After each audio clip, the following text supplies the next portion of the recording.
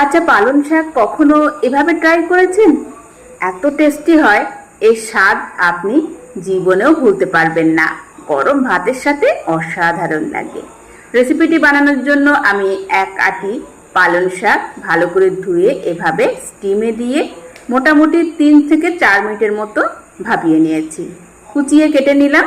এবার কাঁচা লঙ্কা, কাঁচা পেঁয়াজ, অল্প একটু হলুদের গুঁড়ো, কালো জিরে আর 3 টেবিল চামচ পরিমাণ বেসন, সামান্য একটু আদা রসুনও দিয়ে দিলাম। এবার সব কিছু একসাথে ভালো করে মিশিয়ে নিলাম।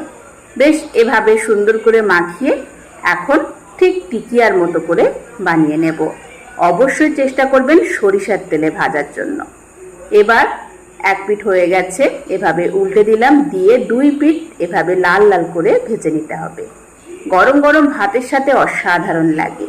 রেসিপিটি ভালো লাগলে লাইক করবেন, শেয়ার করবেন।